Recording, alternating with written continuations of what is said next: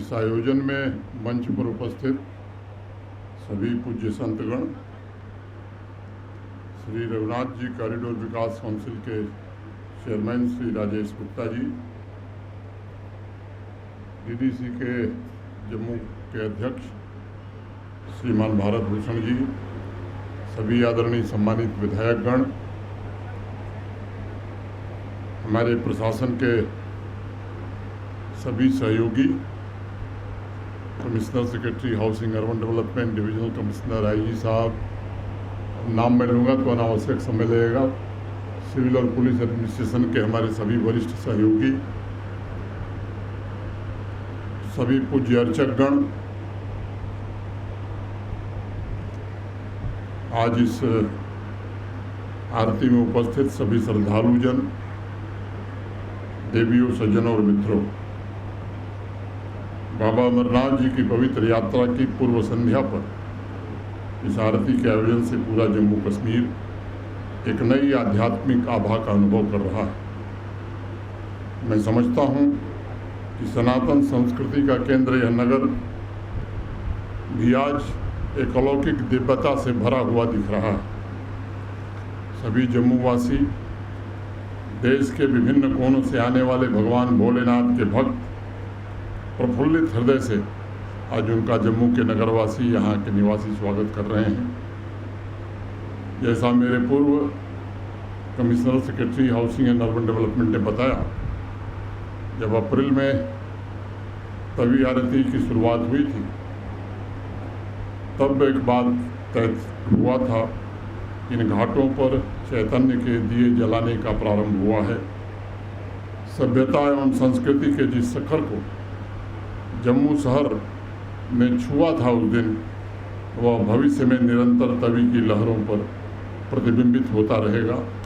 आज उसे Shri Raghunath ji corridor, Jammu municipal corporation और जम्मू स्मार्ट सिटी लिमिटेड ने मिलकर के आज फलीभूत किया है। इस आयोजन से जुड़े सभी महानुभावों के प्रति मैं हृदय से कृतज्ञता ज्ञापित करता हूँ। स्वामी तुलसीदास जी ने लिखा भी कि राम नाम मणि दीप धरु, जीह देहरी द्वार, तुलसी भीतर बाहिरों, जौ चाहस उजियार। मित्रों, जम्मू और अध्यात्म का संबंध ये बड़ा शाश्वत है। जम्मू के भीतर हमेशा से आध्यात्मिक ऊर्जा को प्राप्त करने की एक लालसा रही है। जम्मू की धड़कन में परमात्मा का ही गीत बजता रहा है। इसकी चेतना में जीवन का सत्य दमकता रहा है और उसके प्राण सर्वजन की मंगल कामना से सदैव भरे रहे हैं। माता वैष्णो देवी, प्रभु श्री राम, भगवान भोले शंकर के आशीर्वाद से अनंत काल से प्रभु प्रेम के प्यासे देश भर के लोग यहाँ आते रहे हैं और जम्मू और उनके आसपास भगवत धरा का लोग ये सदैव निर्मित होता रहा है। हालांकि आज कुछ पुरानी बातों को कुरेदने का समय नहीं है। राजेश जी ने बताया, मैं उस बात को कुरेदना नहीं चाहता हूँ, लेकिन ये सच है कि जम्मू कश्मीर के आभा मंडल पर अंधकार की चादर फैलाने का काम लंबे समय तक हुआ। वक्त ने करवट ली। देश के कोने कोने से आने वाले श्रद्धालु इस बात को जानते हैं कि जम्मू कश्मीर अपनी गरिमा, अपने गौरव और आध्यात्मिक शिखर को पुनः प्राप्त करने के लिए निकल पड़ा है। पिछले कुछ वर्षों में जम्मू कश्मीर को निश्चित रूप से नए पंख मिले हैं। जम्मू शहर को भी उसका अपना आकाश मिला है और वह नई उड़ान की ऊंची तैयारी कर रहा है। सूर्यपुत्री तवी नदी के किनारे की आरती उस उड़ान का एक हिस्सा है और निकट भविष्य में जम्मू वासियों के जीवन का स्थायी अंग बने, उसकी आदत बने। मैं आप सबसे निवेदन करना चाहता हूं, क्योंकि प्रशासन के साथी हमारे आज हैं, कल दूसरी जिम्मेदारी निभाएंगे, लेकिन जम्मू के निवासी, उनसे मेरी प्रार्थना है कि इस आयोजन को निरंतरता मिले। इसमें आप सबके सहयोग की आवश्यकता है। केवल राजेश गुप्ता जी उनके साथ ही इस आयोजन को करें, मैं समझता हूँ ये उचित नहीं है। ये पूरे जम्मू नगर का आयोजन है। और इस भाव से जम्मू के नगरवासियों से मैं विशेष रूप से निवेदन करना चाहूँगा कि आयोजन आपका है, आपको आगे बढ़ चढ़ करके इसमें हिस्सा लेना चाहिए। मित्रों, यजुर्वेद में हमारे यहाँ कहा गया, ज्योतिषा बाधते तमः, ज्योति से ही अंधकार नष्ट होता है। हर वर्ग के उत्थान की ज्योति अंधेरे को मिटा रही है। नागरिकों में एक नए प्रकार का आत्मविश्वास और तरंगे उठ रही हैं। विकास की सरिता का अविच्छिन्न प्रवाह बह रहा है और सबसे बड़ी बात यह है कि हमारे संस्कार और चेतना की अखंड धारा अपने प्राचीन स्वरूप को प्राप्त करने के लिए फिर से एक बार उठ खड़ी हुई।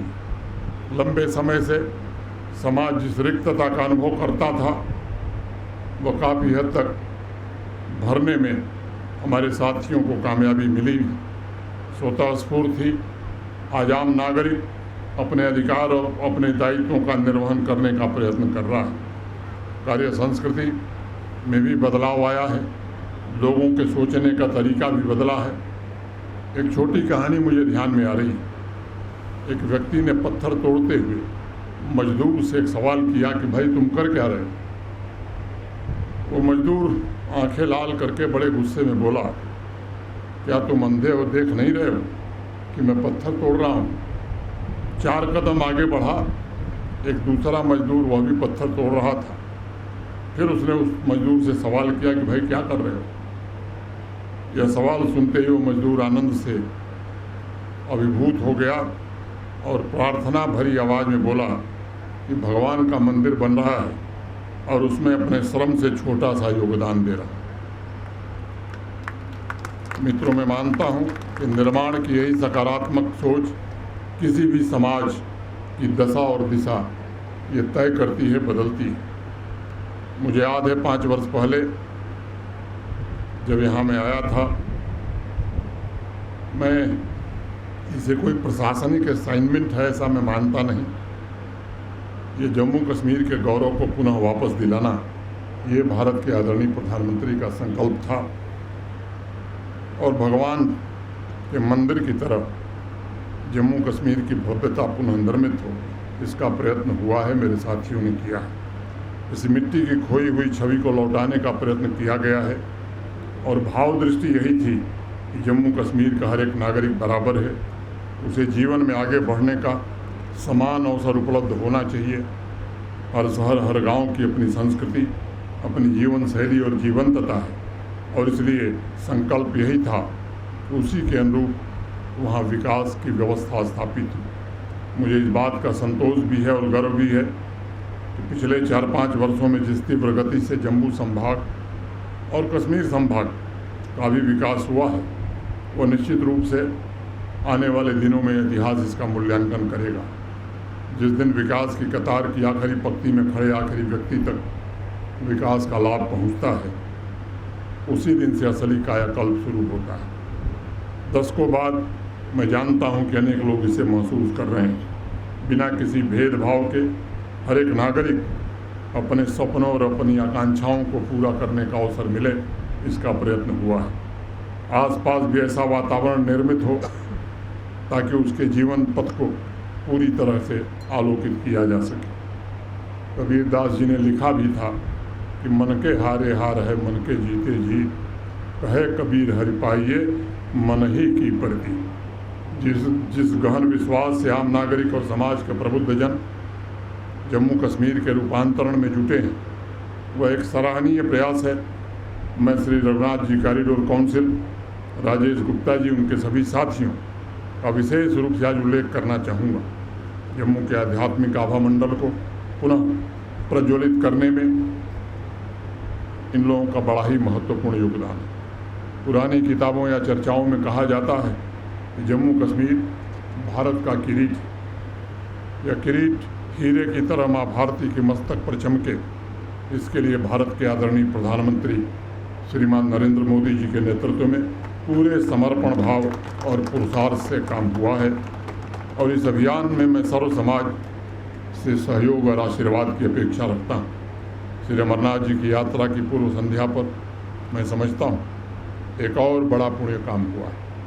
आप जानते हैं कि 3 दशकों से ज़्यादा समय से पड़ोसी आतंकी मुल्क पाकिस्तान हमारे आम नागरिकों का खून बहाता रहा है।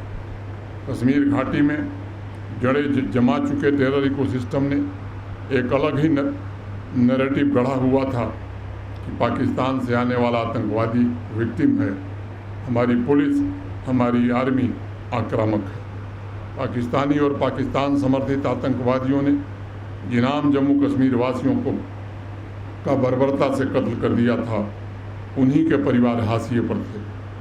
आतंकवादियों के जनाजे में जुलूस निकलता था, लेकिन अगर आम कश्मीरी मारा जाता था या जम्मू का नागरिक मारा जाता था तो उसे दफनाने के लिए दो गज जमीन मिलनी भी मुश्किल हुआ। हजारों परिवारों की आवाज़ दबा दी गई थी। मैं मानता हूं कि इससे बड़ा जुर्म आज तक मैंने जीवन में देखा नहीं था। उस समय पता नहीं क्या था कि लोग खामोश थे। अनेक मामलों में FIR तक नहीं हुई। हैरानी की बात यह है कि अनेक आतंकवादी परिवार वालों को भी सरकारी नौकरियां दे दी गई। आज आतंकवाद के जो असली विक्टिम हैं उनका हाल चाल वर्षों से नहीं लिया गया। लेकिन आज मैं इस पवित्र नदी के तट पर कहना चाहता हूं कि उनका इंतज़ार अब समाप्त हो गया है। मैं अभी 29 जून को अनंतनाग में दक्षिण कश्मीर के ऐसे परिवारों से मिला था और जम्मू कश्मीर प्रशासन ने फैसला किया है कि उन्हें शीघ्र न्याय मिलेगा, जिसका इंतज़ार वो 20-30 साल से कर रहे थे। वो ज़रूर उस कार्य को पूरा किया जाएगा। मैं समझता हूँ कि पवित्र तीर्थ यात्रा के उत्सव के अवसर पर न्याय संगत समाज के निर्माण की दिशा में हम सबको मिलकर के काम करने की आवश्यकता है। शिव सूत्र में भगवान शंकर कहते हैं कि सबसे बड़ा धर्म और अपने कर्तव्य का दायित्व अगर यह निर्वहन आदमी करता है तो इससे बड़ी पूजा कुछ नहीं।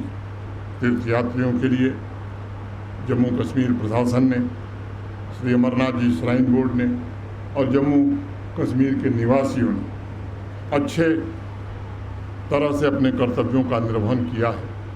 2022 से निरंतर अमरनाथ जी की पवित्र तीर्थ स्थल के लिए आने वाले भक्तों की सुविधा में सुधार भी किया गया है। भगवान अमरनाथ जी की गुफा तक जाने वाले दोनों मार्गों को जो 4 फीट 5 फुट चौड़ा हुआ करते थे, आज 12 फीट चौड़ा बना दिया गया है। पहले वो मार्ग अंधकार में हुआ करते थे और ग्रिड कनेक्टिविटी वहाँ उपलब्ध करा दी गई है। पूरे रास्ते में टेलीकॉम कनेक्टिविटी पूरी तरह से प्रदान हो गई है। यात्रा ट्रैक पर लाइव फीड के लिए हाई क्वालिटी कैमराज लगाए गए हैं। राजभवन और पुलिस कंट्रोल रूम में 24/7 इंटीग्रेटेड कमांड और कंट्रोल सेंटर चलता है, जिससे पूरे यात्रा की मॉनिटरिंग होती है। सभी यात्रियों और सर्विस प्रोवाइडर्स के लिए RFID बेस्ड ट्रैकिंग सिस्टम भी स्थापित कर दिया गया है, जिससे रियल टाइम मॉनिटरिंग हो सके। चंदनबाड़ी और बालटाल दोनों यात्रा बेस कैंप में ONGC ने 100 बेड के अस्पताल बनाए हैं। स्वच्छता के मामले में विगत यात्राओं में हमने उल्लेखनीय उपलब्धि प्राप्त की थी। 2022 के पहले सिर्फ श्राइन बोर्ड द्वारा यात्रा एरिया में सफाई होती थी। अब हमारा ग्रामीण स्वच्छता निदेशालय, department of housing and urban development, ये सभी प्रशासन के डिपार्टमेंट भी इस काम में पूरी तत्परता से काम कर रहे हैं। 2024 में कचरा मुक्त और सस्टेनेबल तीर्थ यात्रा सुनिश्चित करके 0 लैंडफिल का लक्ष्य हासिल किया गया था। श्रद्धालुओं के लिए जोर शोर से यात्री निवास के निर्माण का कार्य शुरू है। कल श्रीनगर में अमरनाथ जी श्राइन बोर्ड के कार्यालय और यात्री निवास का लोकार्पण हुआ। 4 तारीख को बालटाल में भी लोकार्पण हो जाएगा। मैं कह सकता हूँ ये सब भगवान भोलेनाथ के भक्तों को समर्पित है। मुझे विश्वास है ये सभी सुविधाएं तीर्थयात्रियों के आध्यात्मिक अनुभव में और विस्तार करेंगी। उनकी यात्रा से पहले भी बेहतर, सुरक्षित और सुगम व्यवस्था रहे, इसका पूरा प्रयास हमारे मित्र कर रहे हैं। आज तभी आरती से इस महातीर्थ का शुभारंभ हुआ है।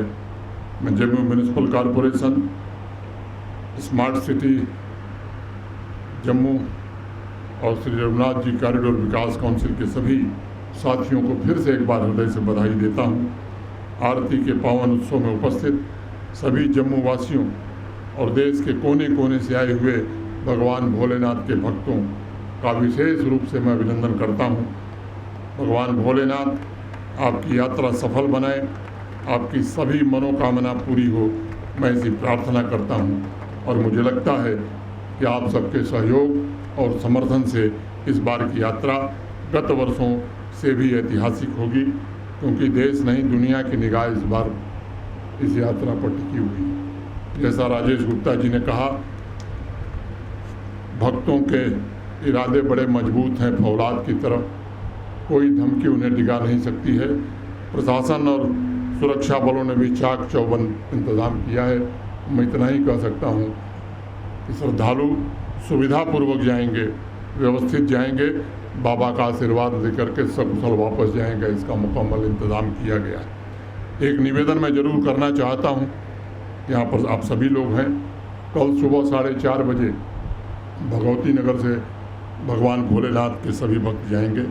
मैं यहाँ उपस्थित प्रबुद्ध और प्रतिष्ठित लोगों से निवेदन करूँगा कि हमारा धर्म है कि हम उन यात्रियों को रवाना करने के लिए वहाँ जरूर पहुँचे भगवती नगर में। और एक अनुरोध, जो भी आपके परिचित आ रहे हैं उनसे ज़रूर कहिए कि कन्वॉय के साथ जाना ही आपके लिए उचित होगा। कम समय में आप पहुँचेंगे, सहूलियत से पहुँचेंगे, सुरक्षित पहुँचेंगे और बाबा का दर्शन करके सकुशल वापस आएंगे। ये मेरा सबसे निवेदन है। प्रशासन के हमारे साथी प्रयत्न कर रहे हैं, श्राइन बोर्ड प्रयत्न कर रहा है। मैंने भी प्रेस के माध्यम से इस बात को कई बार कहा है। मैं मीडिया के साथियों से भी निवेदन करूंगा, इसे जन जन तक पहुंचाने में आप भी सहयोग करिए। यहाँ उपस्थित सभी देवियों सज्जनों से विशेष रूप से मैं अनुरोध कर रहा हूँ, जो भी आपसे पूछे उसे ज़रूर ये कहिए कि कन्वॉय के साथ चलेंगे तो आपको सुविधा होगी। फिर से आप सबके प्रति हृदय से कृतज्ञता ज्ञापित करते हुए अपनी बात पूरी करता हूँ। धन्यवाद। जय हिंद, जय भोलेनाथ।